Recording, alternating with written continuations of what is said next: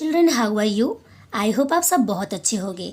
Children आज हम इस वीडियो में सीखने वाले हैं रेफरेंस टू कॉन्टेक्स्ट, किसी भी पोएम को एक्सप्लेन कैसे करते हैं। तो आइए सबसे पहले हम ये समझ लेते हैं कि रेफरेंस का मतलब क्या होता है और कॉन्टेक्स्ट का मतलब क्या होता है। रेफरेंस को हिंदी में संदर्भ बोलते हैं और कॉन्टेक्स्ट को प्रसंग बोलते हैं। अब आपके मन में ये सवाल उठ रहा होगा कि संदर्भ और प्रसंग क्या होता है। तो देखिए, मतलब रेफरेंस क्या होता है। रेफरेंस में हमें ये लिखना होता है कि जो गिवन स्टेंजा है, जैसे मान लीजिए यहाँ पर एक पोएम दिया हुआ है, आप ध्यान दीजिए, आप इसको पढ़िए। Who doth ambition shun and loves to live in the sun, seeking the food he eats and pleased with what he gets. बच्चों, ये क्लास 7 का पेपर है, समझ बात आ रही है। मान लो ये स्टेंजा का हमें लिखना है रेफरेंस टू कॉन्टेक्स्ट, और हमें अगर एक्सप्लेन भी करना है तो हम क्या करेंगे। हमें तो पता नहीं ना कि ये किस पोएम का है, मगर हमें थोड़ा तो पढ़ के जाना पड़ेगा ना कि हम ये समझ लें कि किस पोएम का है और उस पोएम को किसने लिखा है, कौन से पोएट हैं उसके। ठीक है, तो आप देखो पहले इसको, अब मैं समझा रही हूँ कि रेफरेंस में हम क्या लिखेंगे बच्चों। रेफरेंस में हम ये लिखते हैं कि जो गिवन स्टेंजा जो मैंने आपको दिखाया, या इसके बदले कोई भी स्टेंजा आपके एग्जाम में दिया रहेगा, तो वो रेफरेंस में लिखना रहेगा कि ये कहाँ से लिया गया है, इस पोएम का नाम क्या है और इस पोएट का क्या नाम है।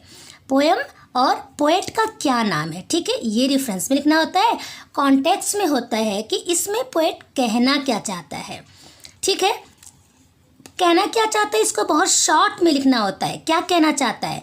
इसके बाद हमारा जो एक्सप्लेनेशन होता है, मैं अभी आपको बता रही हूँ, जो हमारा एक्सप्लेनेशन होता है उसमें वो पूरे स्टेंजा की मीनिंग बतानी होती है। जैसे कि ये स्टेंजा दिया गया है, मैंने आपको दिखाया था अभी, मैं इसका बता रही हूँ आज आप लोग को।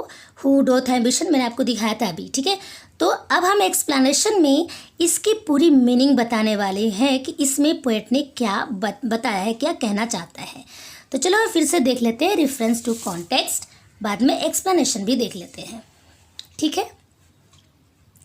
देखिए, आई होप आप लोग को दिख रहा होगा।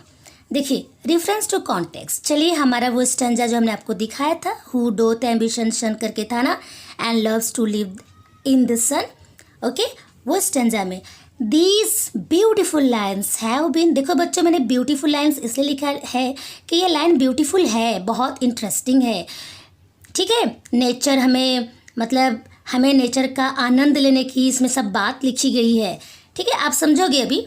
These beautiful lines have been taken from the poem Under the Greenwood Tree। समझ में आ रहा है?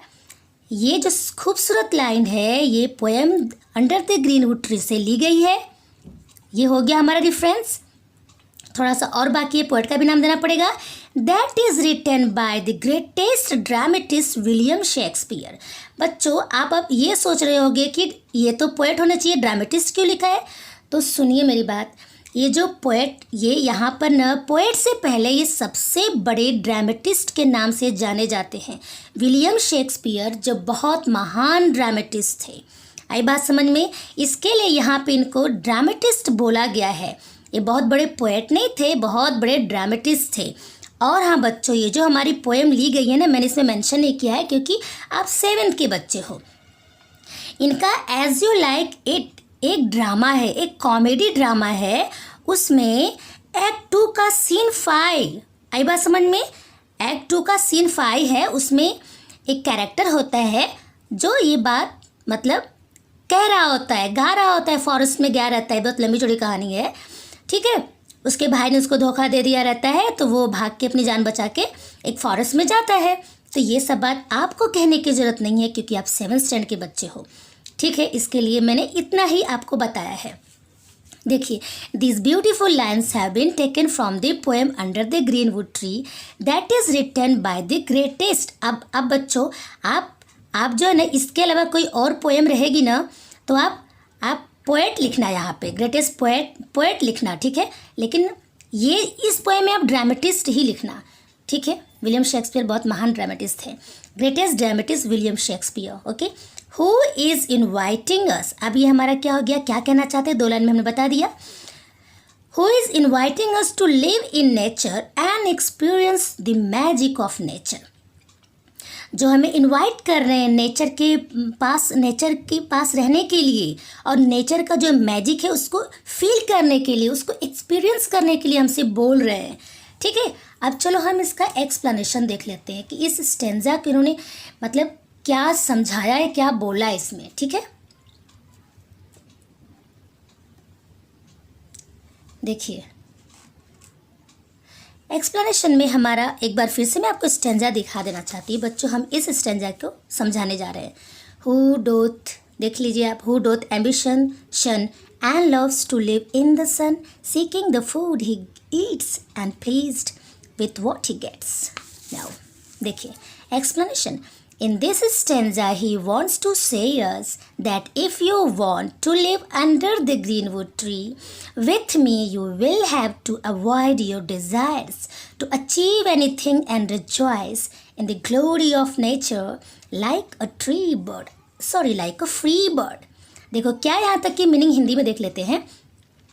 इस स्टेंजा में पोएट कहना चाहता है, पोएट हमसे ये कहना चाहता है कि अगर तुम मेरे साथ आना चाहते हो, अगर तुम मेरे साथ अंडर द ग्रीनवुड ट्री, मतलब उस ग्रीनवुड ट्री, याद आया ग्रीनवुड ट्री जो मैंने आपको एक्सप्लेन भी किया ये पोएम को, आना चाहते हो तो इस हरे भरे जंगल में, इस पेड़ के नीचे तुम अगर मेरे साथ आना चाहते हो तो तुम्हें क्या करना पड़ेगा, तुम्हें अवॉइड करना पड़ेगा. क्या अवॉइड करना पड़ेगा, तुम्हारे डिज़ायर्स, तुम्हारी जो इच्छाएं हैं, जो तुम्हारे जो ख्वाहिशें हैं कुछ भी पाने की. अब जब तुम जंगल में चले जाओगे, अभी सोचो आप जब फॉरेस्ट में चले जाओगे तो आपके बहुत सारे डिज़ायर्स तो होंगे ना.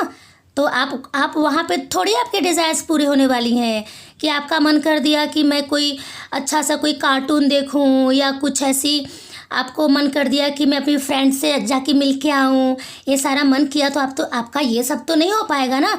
इसलिए पोएट बोल रहे हैं यहाँ पे कि you will have to avoid your desires to achieve anything and क्या करना है, और खुश रहना है in the glory of nature like a free bird. जैसे एक आज़ाद पंछी होती है, एक चिड़िया होती है जो फ्रीली उड़ती रहती है. कहीं पर भी आपको भी भटकना पड़ेगा जंगल में, यहाँ वहाँ ऐसे ये सब करने के लिए आप राज़ी हो तो आओ मेरे पास. आई बात समझ में, ये कह रहे हैं ऐसा. अब आगे क्या कह रहे हैं वो हम ये भी देख लेते हैं.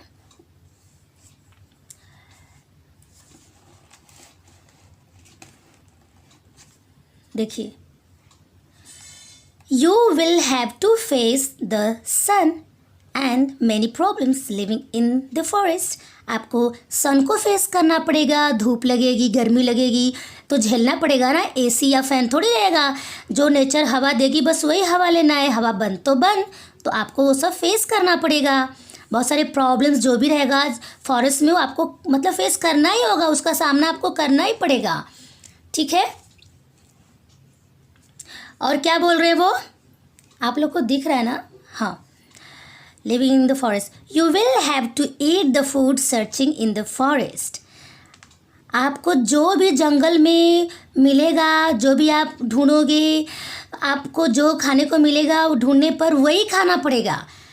You can not order any delicious food. जैसे मम्मी से आप ये नहीं बोल सकते मम्मी आज ये बनाओ वो बनाओ, आज मेरा पिज़्ज़ा खाने का मन कर रहा है, ये ऑर्डर कर दो, नहीं तो घर पे बनाओ.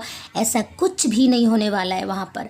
ये हमारे स्टेंजा जो गिवन स्टेंजा है जिसका मैं आपको क्या बता रही हूँ, हिंदी में बोलते हैं भावार्थ, इंग्लिश में क्या बोलते हैं एक्सप्लेनेशन, जिसको हम एक्सप्लेन कर रहे हैं children. Okay, you have to try to be happy getting anything in the forest. जो कुछ भी आपको फॉरेस्ट में मिलेगा उसमें खुश रहना है. ज़्यादा आपको डिमांड नहीं करना है, आपको अपनी ख्वाहिशों को एकदम समेट लेना है. जो मिलेगा उसमें खुश रहना है और बहुत सारे प्रॉब्लम्स जो भी रहेंगे उसको भी हमें फेस करना है, जैसे धूप, बारिश, गर्मी, ये सारी चीज़. आई बात समझ में बच्चों? तो समझ में आया आप लोग को रेफरेंस टू कॉन्टेक्स्ट, और मैंने एक्सप्लेनेशन के साथ बता दिया आपको. तो आई होप आपको समझ में आया होगा बच्चों. अगर आपको कुछ और समझना है तो आप हमारे कमेंट बॉक्स में दे सकते हो, हम आपके हिसाब से वीडियो बनाएंगे. Okay, bye bye, thank you.